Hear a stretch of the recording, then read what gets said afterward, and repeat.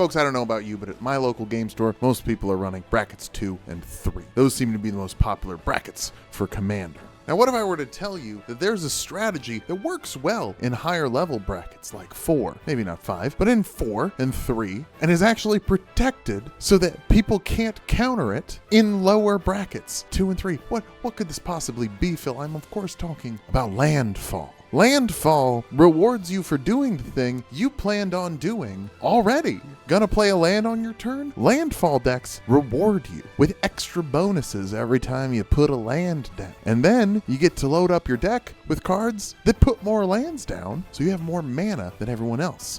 It's free real estate. Now, why is this protected in lower brackets? Well, because land destruction is naughty. And that raises a bracket's power level, pushing it up to a 3, 4, or 5. It's also relatively cheap to run a Landfall deck. Also, you're more likely to hit your land drops because you're more likely to build your deck with more lands in it. Usually I run 35 for a commander, which I know is a little low. But in this here Landfall deck, I get to run 44 lands, which means I'm more likely to hit my land drops and get more value from them. We're in Teamer colors today, and you might be thinking, okay, Omnath, is that what we're doing? No, too simple. You see, I've missed too many land drops in my life, so I want to play Landfall without respecting the lands. That's why this deck on Moxfield is called Lands Don't Matter, and it's why it's being piloted by Borborygmos and Fblthp. Not only is Borborygmos and Fblthp one of the highest scoring Scrabble names of a commander, it's also very hard for your opponents to say, and they can't legally target your commander if they can't pronounce it. Borborygmos and Fblthp cost 5 total mana, but if you're running green and you're running Landfall, that should come out turn 3, at the latest. When they hit the board, you get to draw a card, then discard any number of lands, and deal damage to target creature an opponent controls equal to double the number of lands you discarded, which means that it is also a nice little removal machine. You get to repeat this whenever you attack with Borborygmos and Fblthp, and since it's a big ol' 6/5, people don't like to block this. It's a little hard to kill. It's not impossible to kill, and you might want to stop swinging with it later, but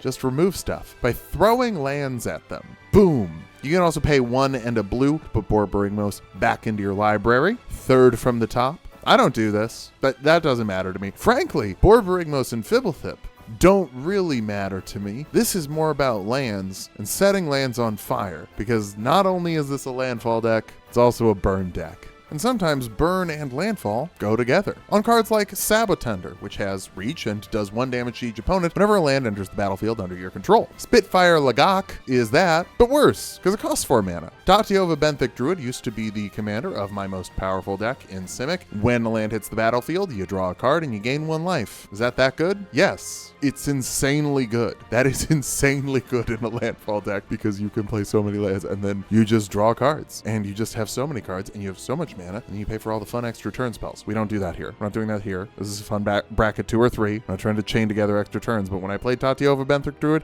yeah, I took like 6 turns in a row because I just had the mana for it. Whoops. Tanuk Memorial on sign does 1 damage to each opponent when a land enters the battlefield under your control, and you get to draw a card. Tanuk kind of fuses these 2 cards together, the burn by dealing 1 damage to each opponent when a land enters the battlefield under your control, and the card draw by drawing you a card if that's the 2nd time that's happened for you this turn. It's also from Edge of Eternities, which is really recent. There was also Landfall support in Final Fantasy. Landfall gets support all the time, so if you want to have a deck that gets upgraded pretty much every other set at least, like not every set has Landfall, but I would say at least every other set has a cool Landfall card in it. Landfall. It's great. Omnath is here, the locus of rage specifically, giving you a 5/5 elemental every time a land enters the battlefield. Now he's a big expensive boy, but you're going to have more mana than everyone else, so it's not a huge deal. You'll probably get him out pretty fast. Avenger of Zendikar makes a number of 0/1 plant creature tokens when it enters, that number equaling the number of lands you control at the time. Then every time a land enters, all plants you control get +1/+1, making a big old wall of plants that can swing in and do a bunch of damage. Tireless Provisioner gives you a food or a treasure token. I almost always go with treasure token. You don't really need extra life, but extra mana. That's pretty cool. And this is mana that can like stick around, so it's a little bit better than Lotus Cobra in my opinion, which is another card that gives gives you mana every time a land enters, though that mana does go away as steps and phases end. Ride the Shoe Puff is from the Final Fantasy set, letting you put a +1/+1 counter on a creature you control when a land enters the battlefield. Tifa is also from the Final Fantasy set. This is the Landfall Tifa that doubles her power every time a land enters, and she's got trample. You can kill people if you play like 5 lands, which sounds like a lot. It's not even that crazy. It's not even that hard to do. Valakut Exploration lets you exile the top card of your library whenever a land enters the battlefield. You can play that card until end of turn. If you don't play that card, it goes into your graveyard, and every card that goes into your graveyard that way at the beginning of your end step does 1 damage to each opponent. So yeah, landfall, burn. They mix together surprisingly well. But for a card that specifically mixes well with your commander Borborygmos and Fblthp,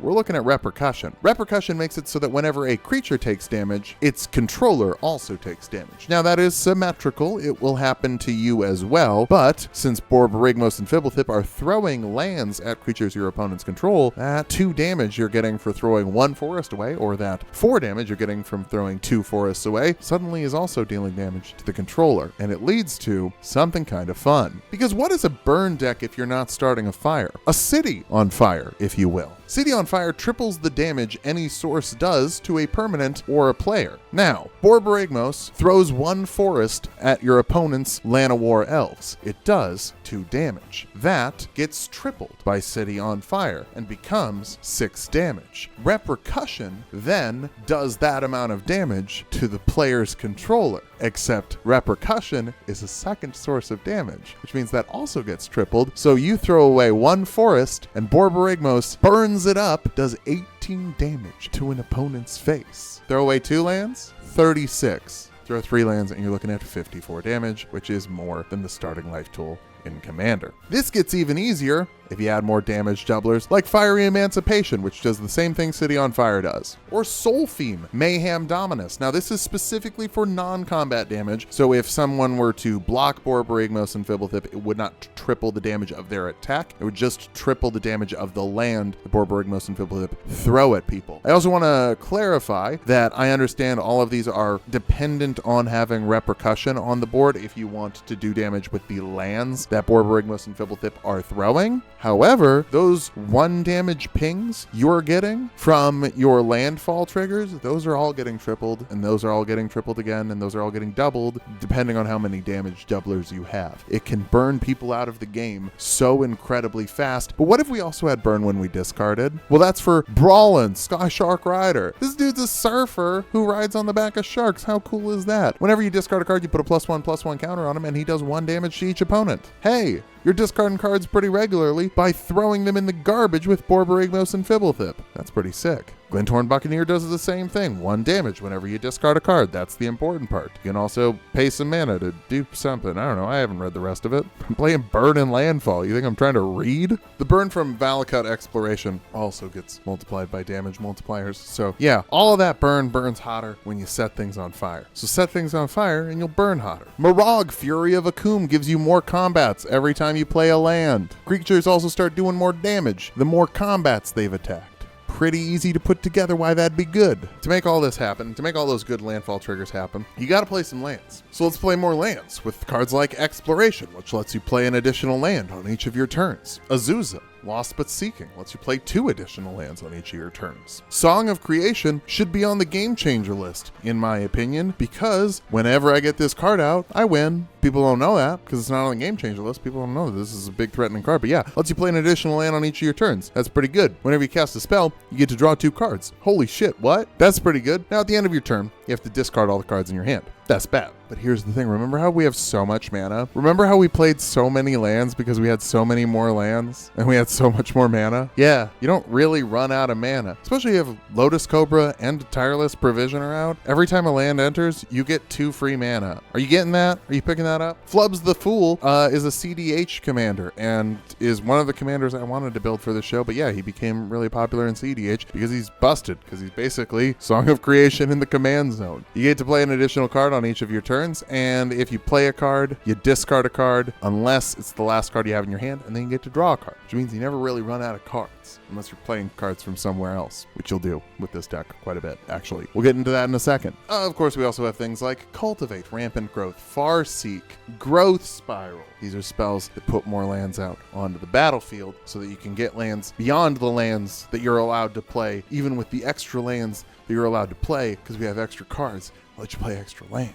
So it's a landfall, burn, discard deck, which is a lot of different things to juggle, especially when you want more lands in your deck than you would normally have. So let's get some more utility. And by that I mean Dark Depths and Thespian Stage. Dark Depths isn't a land, but it's a land. It doesn't tap for any mana. It comes in with a bunch of ice counters on it. You got to pay a bunch of mana to remove those ice counters. And then you get a big Kraken that has a 20/20 that's flying and has indestructible. That's pretty good. Flying indestructible, that rips. Paying 30 mana to get there, that sucks. That's why Thespian Stage is so great, because you can pay 2 mana and it becomes a copy of any land. If it becomes a copy of Dark Depths, it does not have ice counters on it, which means that it instantly becomes a flying 20/20. If your first land is Thespian Stage, you get Soul Ring. You can tap Thespian Stage for Soul Ring. Then, if your second land on turn 2 is Dark Depths, you can tap Soul Ring to crack your Thespian Stage and turn it into Dark Depths with no ice counters on it. You get a 20/20 flying indestructible on turn 2. It doesn't happen a lot, but it has happened for me.